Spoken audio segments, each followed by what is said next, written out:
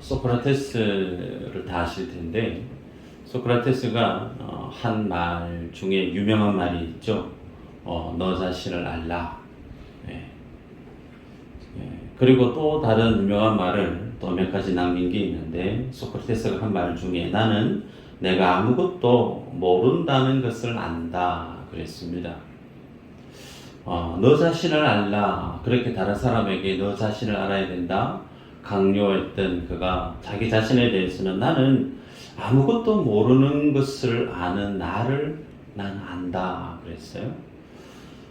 결국은 소크라테스가 상당한 지식인이고 철학자였는데 그의 가르침이 그의 생각이 오늘날까지도 많은 사람들에게 지침이 되고 그리고 보게 되어지는 이유가 어디에 있는가, 참된 지식이 어디에 있는지를, 참된 삶에 대한 그 출발점이 어디에 있는지를 우리에게 방향을 제시해 주기 때문에 그렇다 생각합니다. 그렇다면 이 질문을 우리 각자에게 스스로에게 던지면 어떨까 싶어요. 한번 답을 해 보시겠어요? 여러분은 여러분을 아십니까? 무슨 말이고? 우리는 내 자신을 알아야 돼요. 우리가 주일날 예배 드리러 나올 때 아마 모든 분들이 거울 앞에서 자신의 모습을 확인하시고 오셨는 줄 압니다. 거울을 보지 않으면 내 자신의 겉모습이 어떤지를 분명하게 알기 힘들죠. 거울을 봐야만 내 외모가 어떤지 판단할 수가 있죠. 자, 그러면 나의 외모가 나라고 말할 수 있는가? 그렇지 않죠. 성경은 우리가 하나님 앞에 서 있는 나 자신을 알게 하기 위해서 그것이 무엇으로 제시되느냐면 하나님의 말씀이죠.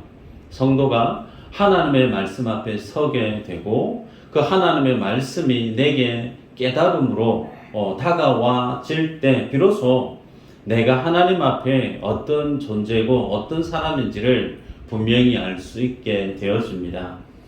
그러면 하나님 앞에 서 있는 나는 어떤 사람인가?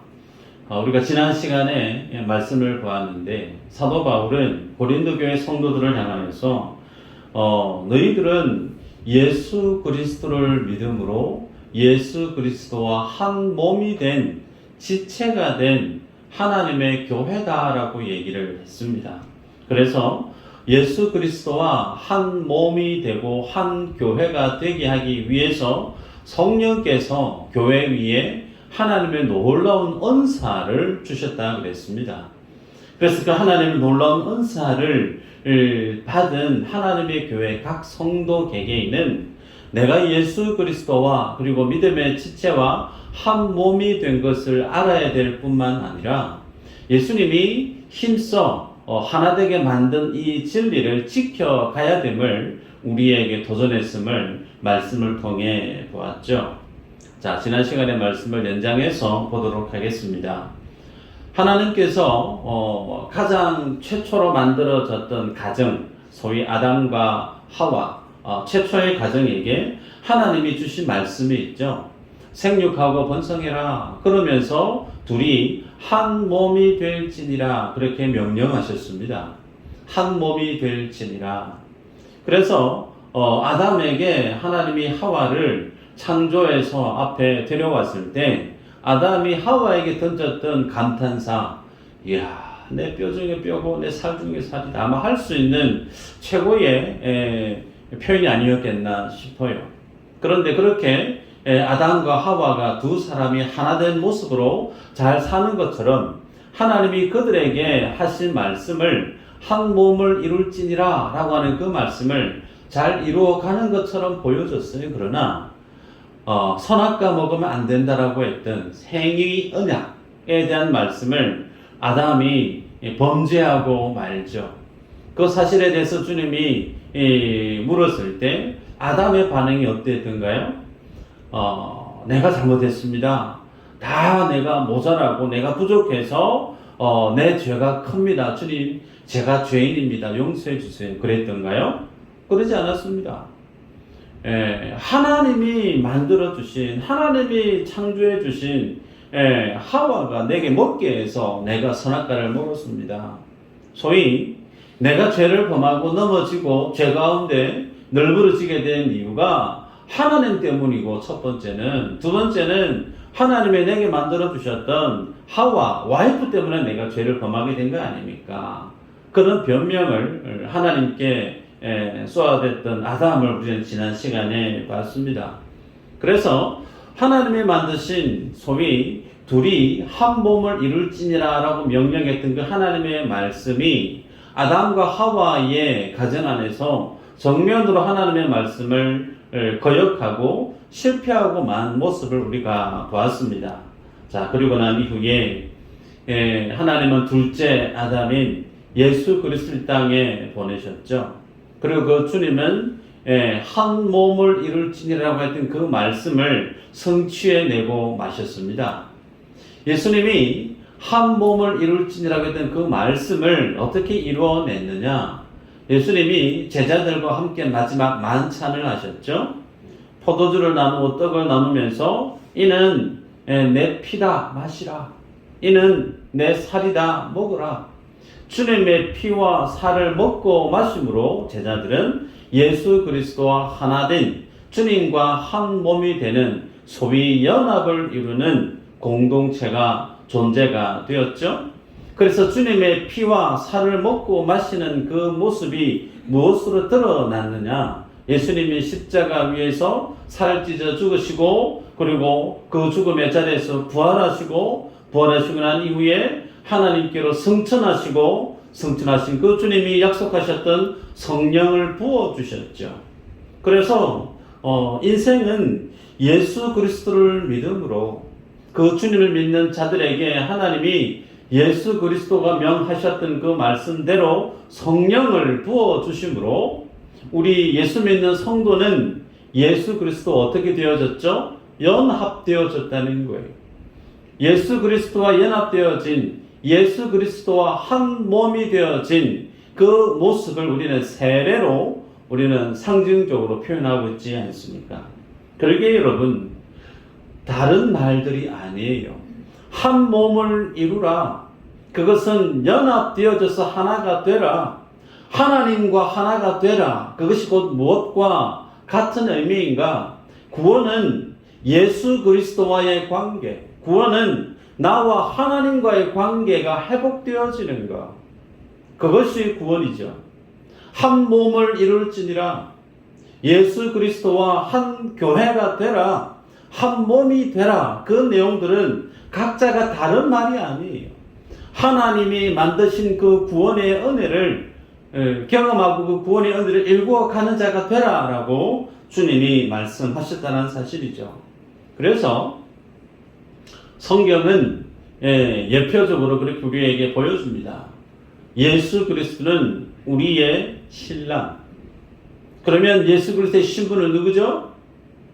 교회고 예수님을 각자 믿는 성도 개개인이 예수 그리스도의 신부입니다. 그래서 성경은 아담과 하와를 통해서 첫째 아담은 실패했으나 둘째 아담인 예수 그리스도는 완성해 내셨다라는 거예요.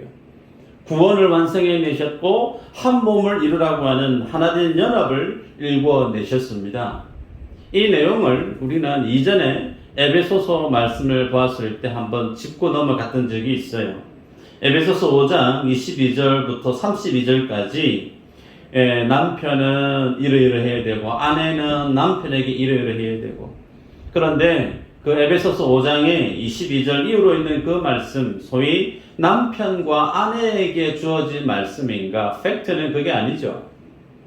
에베소서 5장 22절 이후로 예수 그리스도가 교회를 어떻게 사랑했는지, 그 예수 그리스도의 사랑을 받은 교회는 예수 그리스도 그 주인된 주님께 대해서 어떤 믿음의 자세를 취해야 되는지, 그래서 에베소서 5장 22절 이후의 말씀은 교회와 예수 그리스도의 믿음의 모습을 마치 신랑과 아내된 부부의 모습으로 설명하고 있지 않았습니까? 그러기에 여러분, 예수 그리스도는 그의 아내 된 교회를 향하여서 어떻게 말씀하셨는가? 자기 몸을 아낌없이 주셨다 그랬어요. 신랑된 예수님이 신부된 교회를 위해서 그 교회의 티와 주름 잡힌 것과 흠을 없게 하기 위해서 그 주님의 영화로움까지 그렇게 덧입혀서 예수 그리스도는 자신이 구원하신 그 몸된 신부된 교회를 그렇게 영광스럽게 빚어 가시는 분임을, 그래서 그 주님 앞에 교회는 어떻게 해요?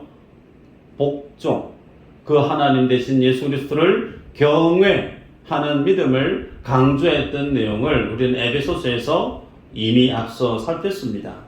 오늘 읽었던 본문의 29절에 보면요, 누구든지 언제나 자기 육체를 미워하지 않고 오직 양육하여 보호하기를 그리스도께서 교회에게 함과 같이 하나니라는 말씀이 있습니다. 제 말씀을 보면 자기 육체를 미워하지 않고 보호한다 그랬습니다. 누가요? 모든 사람들이. 우리는 내 자신을, 내 육체를 미워하는 사람이, 정상적인 사람은 없습니다. 다 자기 몸을 위하고 자기 육체를 사랑하지 않을 수 없습니다. 그런데 그랬던 것처럼 예수 그리스도께서 교회를 그렇게 사랑했다는 거예요. 마치 자기 육체를 위하는 것처럼 예수님이 교회를 그렇게 사랑하셨다. 그래서 교회된 성도는 예수님과 한 몸이 되고 연합되어져서 한 교회가 되어졌기 때문에 예수님과 하나 된 교회도 어떻게 해야 되냐면 자기 육체를 미워하지 않는 것처럼, 그렇게 자기 자신을 위하는 것처럼 교회된 한 몸이 된 지체를 향하여서 사랑하고 돌아보는 자가 되어야 된다라는 게 성경이 우리에게 교회 안에 하나된 믿음의 지체들에 대한 믿음의 모습을 이렇게 규정하고 있다는 거죠. 여러분, 예수님께서 교회를 양육하고 보호하셔서 지금도 하나님의 영광 가운데 빚어가고 계십니다. 그런데 예수님만 그렇게 몸된 교회를 사랑하시고 보호하시고 그의 필요를 채워가며 하나님의 영화로운 믿음의 자리를 빚어가는 그 일, 예수님만의 일인가? 아니죠. 그 교회의 한 몸이 된 성도도 동일하게 예수님과 같은 믿음의 사명이, 믿음의 모습이 요구되어진다는 말입니다. 그래서 우리들은 마치 내가 내 몸을 위하는 것처럼 내 지체된 믿음의 교회의 성도들을 향하여서 그렇게 아끼고 보호하고 그 필요를 채워주고 위해서 수고하는 믿음의 모습이 다분히 교회 안에는 있어야 됨을 바울이 강조하고 있다는 말씀입니다. 여러분, 그러면 이 말씀 앞에, 이 진리 앞에 우리가 서볼 때 나는 그렇게 내 육체처럼, 내 몸처럼 곁에 있는 지체를 사랑하고 돌아보고 아끼고 위하며 살아가고 있는가? 어떤 구역에서 어제 주중에 몸이 불편한 어느 집사님 집에 국거리를 바리바리 싸서 먹거리를 챙겨서 신방을 가서 그 마음에 큰 위로를 주었다는 내용을 제가 전해드렸습니다. 홀로 살아가시는 분의 입장에서 누군가 나를 위해서 기도하는 것에 멈추지 않고 내 삶의 작은 그 필요를 꼼꼼히 더운데 그 더위를 무릅쓰고 챙겨서 채워주는 그 모습 얼마나 참 귀한가. 목회하는 제 입장에서 참 행복했습니다. 그런데 우리 안에는 그런 분 말고도 전혀 다른 지체에 대해서 정반대의 마음을 갖는 분도 없지 않아 있을 수 있어요. 무슨 말인가? 다분히 한 몸이 되고 한 지체된 교회 성도로서 위하고 아끼고 돌아봐야 되는 성도인데 저는 그렇지 않고 다른 성도를 깎아내리고 다른 지체를 비교하고 다른 지체와 험담을 나누면서 적어도 나는 저 사람보다는 낫다, 저 사람은 뭔가 잘못됐다, 그렇게 정죄하는 모습의 위치에서 다른 지체를 평가하고 바라보고 있는 사람도 교회 안에 있을 수 있다는 거예요.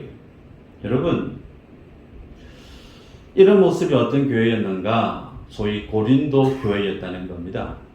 고린도 교회가 그렇게 내가 잘났다, 내가 훌륭하다, 내가 신령하고 내가 능력이 있고 내가 하나님께로부터 특별한 은사를 받았기 때문에 이러한 은사를 지니고 있지 않는 다른 사람들은 열등하고 평가절하받아 마땅하다, 그렇게 다른 지체들을 폄하하고 차별하고 비교하고, 그래서 교회가 신음했다는 거예요.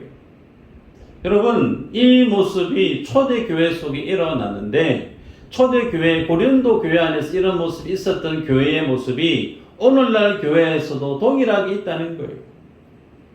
여기서 던지는 질문입니다. 왜 이런 모습이 교회 속에 계속해서 끊어지지 않고 교회 안에 그와 같은 모습이 일어날 수 있을까? 왜 성도들끼리 미워하고 갈등하고 시기질투하고 사랑하지 않고 돌아보지 않고 그렇게 대립하며 갈등하며 분열되어지고 분쟁이 교회마다 끊이지 않는 이유가 어디 있을까? 한번 따라할까요? 성도가 자신이 누구인지 모른다. 네. 자기가 어떤 존재인지를 모르는 거예요. 여러분, 출애굽기 말씀을 수요일날 우리가 말씀을 보는데, 남자 장정만 60만 명이 출애굽을 했습니다. 식구들 포함하면 한 200만 명 정도 추산할 수 있어요. 그런데 그렇게 많이 나왔던 200만 명이 해당되어지는 1세대, 그 많은 출애굽했던 이스라엘 유대인들이 광야에서 단 2사람 빼고 다 송장으로 광야에서 장례를 치렀습니다. 이유가 어디 있을까요? 하나님이 이스라엘 백성을 구원했던 이유가 그들이 믿음이 훌륭해서, 혹은 이스라엘 백성이 다른 어떤 민족보다 민족성이 탁월해서 그들을 애굽의 초강대국, 지금의 미국과 같은 그런 바로의 손아귀에서 주님이 구출해내서 해방시켰는가? 그거 아니죠. 성경은 이스라엘 백성들이 출애굽을 하고 하나님께로부터 구원을 얻었던, 해방을 했던 그 이유가 딱 한 가지입니다. 하나님이 그들에게 주었던 언약이라는 거예요. 하나님이 아브라함에게, 이삭에게, 믿음의 후대들에게 주었던, 하나님이 그들과 맺었던 언약이라는, 하나님의 약속의 말씀 때문이라는 거죠. 그 언약 안에는 또렷하게 무엇이 새겨져 있느냐면, 그들의 조건이나 그들의 모습에 의해서 하나님이 그들을 사랑하는 것이 아니고, 그들이 모양이 어떠하든 전적으로 하나님께서 그들을 사랑했다라고 하는 사랑에 근거한 언약입니다. 그래서 그들에 대한 하나님의 사랑 때문에 이스라엘 백성들이 출애굽을 할 수 있었던 거예요. 그래서 그들에게 주님이 하신 명령이 뭐였느냐면, 내가 너희가 애굽에 종되었을 때에 내가 너희를 구원해낸 너희의 하나님이 여호와 하나님이다. 이 구원의 은혜를 기억해야 돼. 내가 너희를 어떻게 사랑했는지, 너희들이 어떻게 구원을 얻었는지 그 하나님의 은혜를 기억하는 자가 되어야 된다. 그러면서 주님이 율법의 말씀을 주셨고, 레위기에서 제사와 관련된 하나님의 율법의 말씀을 쫙 주셨어요. 그런 어떤 성문법과 같은 하나님의 말씀 주신 목적은 하나입니다. 하나님의 은혜를 기억해라. 하나님의 사랑을 기억해라. 그런데 이스라엘 백성들이 그 하나님의 사랑과 은혜를 기억했던가요? 그러지 않아요. 틈만 나면 하나님의 말씀을 등 뒤로 던져버리죠.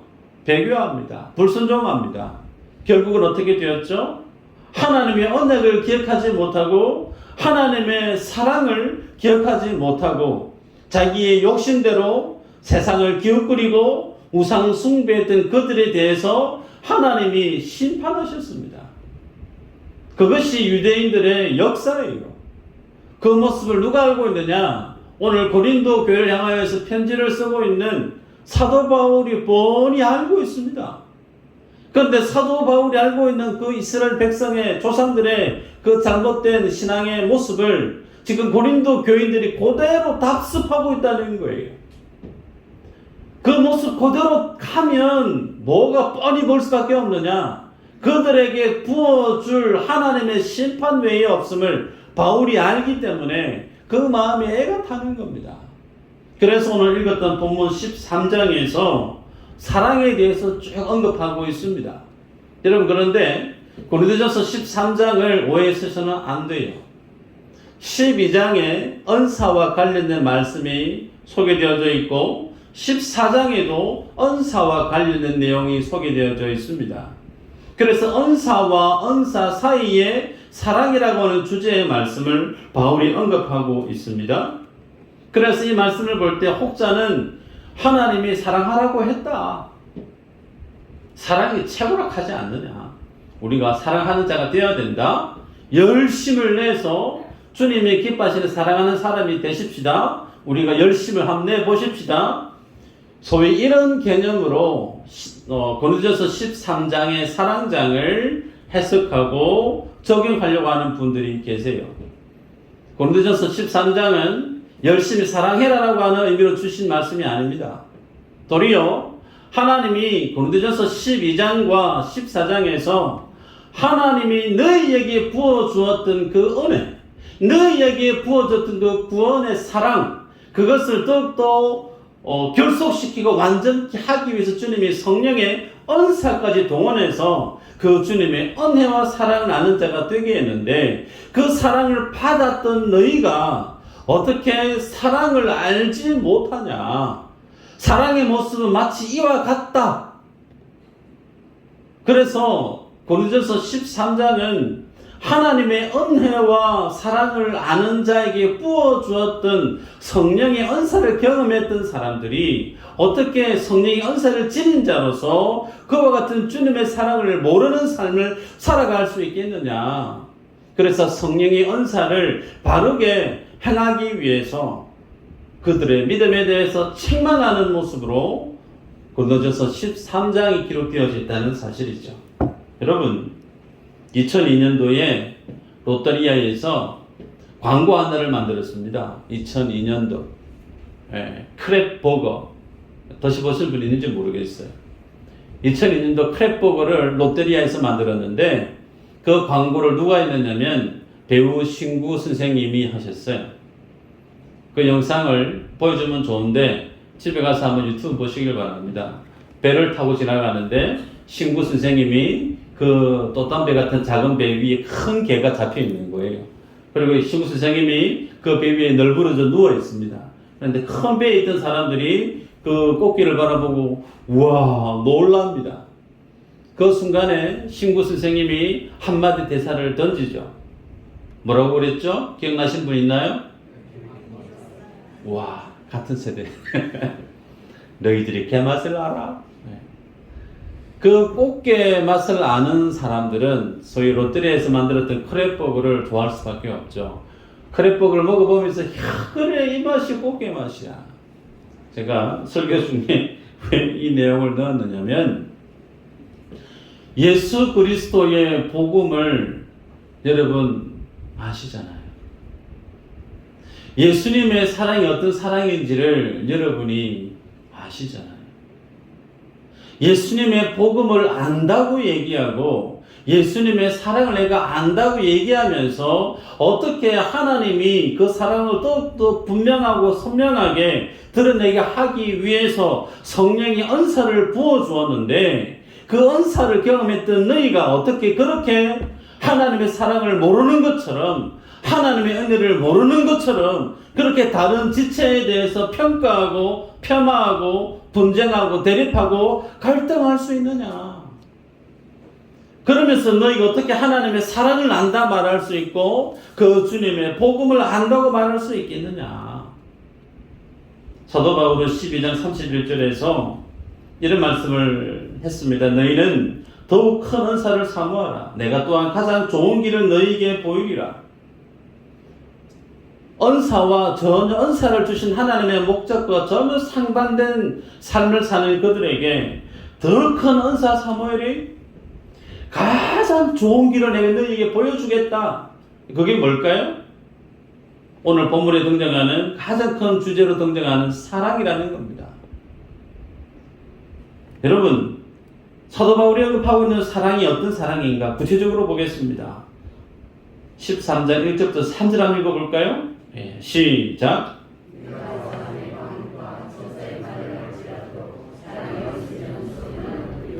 긴가리가 되고 내가 예언하는 능력이 있어 모든 비밀과 모든 지식을 알고 산을 옮길 만한 모든 믿음이 있을지라도 사랑이 없으면 내가 아무것도 아니요 내가 내게 있는 모든 것으로 구제하고 또 내 몸을 불사르게 내줄지라도 사랑이 없으면 내게 아무 유익이 없느니라. 아멘. 사랑에 대해서 얘기하는데 서두에 방언에 대해서, 예언에 대해서, 믿음에 대해서, 구제에 대해서 언급하고 있습니다. 구체적으로 보면 사람의 말, 천사의 말을 하는 방언 그렇게 얘기합니다. 그리고 모든 비밀과 지식을 전하는 예언 그렇게 얘기하죠. 산을 옮길 만한 믿음이라고 그랬습니다. 그리고 구제에 대해서는 자기를 불사를 정도로 아낌없이 다른 사람을 구제하는 믿음의 열정에 대해서 언급하고 있습니다. 그런데 그 모든 것들 속에 사랑이라고 하는 내용이 목적이 그 속에 없으면 아무것도 아니다 라고 얘기합니다. 특별히 여기서 말씀하고 있는 예언이라고 하는 말씀을 주목해보면 이 당시 예언, 이 예언은 앞날에 일어날 일에 대해서 언급하는 것이 아니고 이 당시에는 성경이 완성되어 있지 않은 시대죠.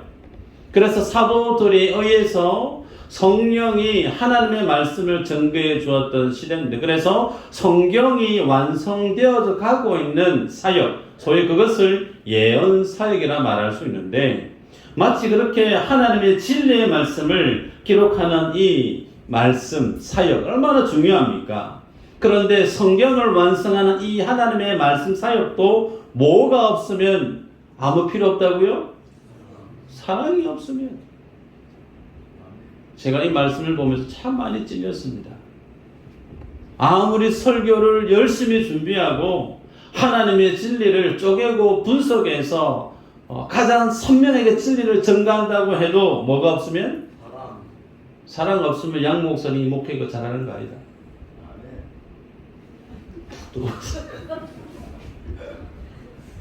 제가요 1년차 때 이 설교 준비하면서 제가 했던 설교를 봤습니다. 우리 교회 와서 1년차 때 설교. 지금하고 많이 다르더라고요. 그때는 참 사랑이 느껴졌어요. 여러분들에 대한 사랑이 참 묻어나고 느껴졌던 모습이 제가 느꼈어요. 제가 설교했지만 제 한 설교에 제가 은혜 받아가지고 있잖아요.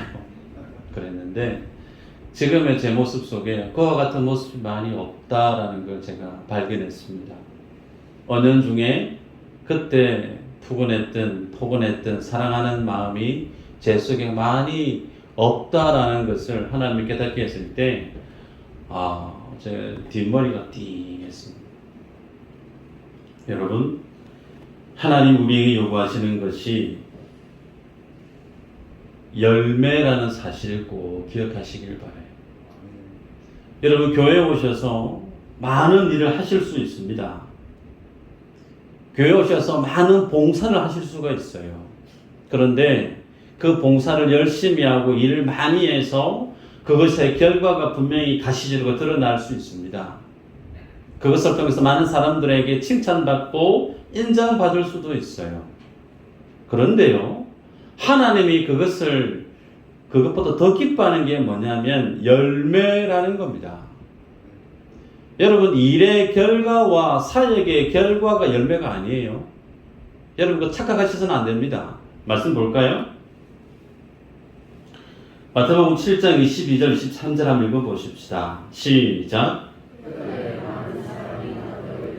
주여 주여 우리가 주의 이름으로 선지자 노릇하며 주의 이름으로 귀신을 쫓아내며 주의 이름으로 많은 권능을 행하지 아니하였나이까 하리니 그때에 내가 그들에게 밝히 말하되 내가 너희를 도무지 알지 못하니 불법을 행하는 자들아 내게서 떠나가라 하리라. 이 말씀이 어떤 말씀이냐면 좋은 나무는 좋은 열매를 맺는다. 좋지 않은 나무는 좋지 않은 열매를 맺는다. 그러면서 거짓 선지자들을 조심해라. 그러면서 하나님 나라에 들어오는 사람, 열매 맺는 사람, 그들로 그들이 누구인지를 알리라. 주님이 요구한 것이 뭐였느냐면 열매라는 사실이에요.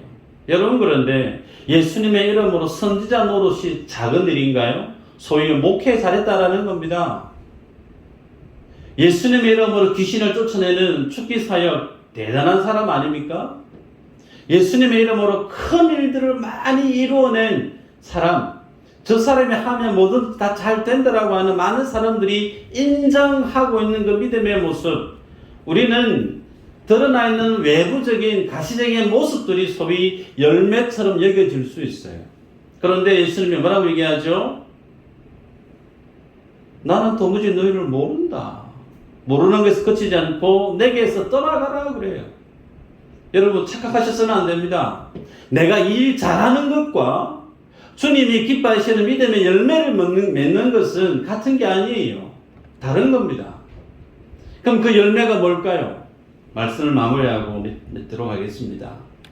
성령께서 우리에게 주신 다양한 달란트와 은사가 있습니다. 그런데 그 모든 은사는 성령의 열매가 아닙니다. 주님 우리에게 명하시는 열매, 오늘 우리가 읽었던 말씀 속에 보면 13장 4절에서 7절에 사랑은 오래 참고 그랬죠. 여러분, 많은 하나님 앞에 우리가 맺어갈 열매가 다양한데 그 중에 최고가 뭐냐면 꼭 기억하시길 바라요. 사랑이라는 열매입니다. 사랑. 그런데 그 사랑의 특징이 뭐로 소개되어지고 있느냐면 4절에 사랑은 오래 참고, 그리고 읽었던 본문을 쭉 넘어가면 7절 가면 모든 것을 참으며 모든 것을 믿으며 모든 것을 바라며 모든 것을 견디느니라. 하나님이 우리에게 요구하시고 너 참 대단하다, 그래 너 정도는 괜찮아라고 인정하실 수 있는 그 하나님의 기준선을 통과하는 것이 뭐냐면 열매인데, 그 열매가 뭐냐면 사랑이라고 하는 거라고. 사랑. 근데 그 사랑이 무엇을 우리에게 보여주고 있느냐면 오래 참는 것으로 말씀하고 있어요. 디모데전서 1장 15절 16절 한번 볼까요? 한번 읽어보십시다. 시작. 미쁘다 모든 사람이 받을 만한 이 말이요, 그리스도 예수께서 죄인을 구원하시려고 세상에 임하셨다 하였도다.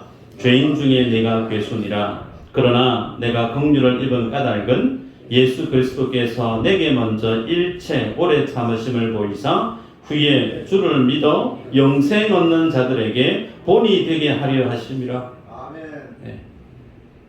사도 바울이 예수님을 믿어 구원을 얻었다, 그 구원의 비밀을 얘기하는데 뭐라고 얘기하고 있느냐면 예수 그리스도께서 내게 먼저 일체 오래 참으심으로 주님이 내게 영생을 주신 것을 너희들 앞에 본으로 내게 보였다. 주님이 나를 어떻게 구원하셨느냐? 오래 참으심으로 우리를 구원하셨다라는 거예요. 그래서 사랑은 무엇으로 표현되어지느냐? 오래 참는 거예요. 허물이 많고 실수가 많고 모자라고 가시가 너무나 무성한 인생이라 함에도 불구하고 건건마다 하나님이 다 내쳐버리면 우리는 이 자리에 있을 인생이 아무도 없습니다. 그렇게 주님이 우리를 용납하시고 참고 참으셔서 우리를 구원시켜 내셨다. 사도 바울은 자신의 구원의 비밀을 그렇게 주님이 나에 대해서 오래 참은 것 때문에 내가 구원받았다. 근데 이렇게 하나님이 나에 대해 오래 참으시면 나에게만 있는 것이 아니고 너희들 모두에게 통일하게 적용되어지는 하나님의 진리다. 네.